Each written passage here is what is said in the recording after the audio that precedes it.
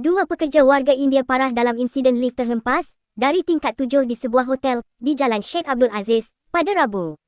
Kejadian yang berlaku kira-kira jam 11.55 pagi itu melibatkan dua lelaki berusia 27 tahun yang berada di dalam ruang lift berkenaan ketika kerja-kerja pembaikan dijalankan. Pegawai Perhubungan Awam Jabatan Bomba dan Penyelamat Malaysia Melaka, Timbalan Penguasa Bomba 2 Muhammad Hafizatullah Rashid berkata, pihaknya menerima panggilan kecemasan sebelum menggerakkan sepasukan 6 anggota dari Balai Bomba dan Penyelamat Melaka Tengah ke lokasi kejadian. Menurut beliau, pasukan yang tiba kira-kira 5 minit kemudian mendapati kedua-dua mangsa masih terperangkap selepas lift berkenaan dipercayai jatuh dari tingkat 7. Operasi menyelamat segera dijalankan bagi mengeluarkan mangsa yang tersepit sebelum kedua-duanya berjaya dibawa keluar dari runtuhan lift tersebut.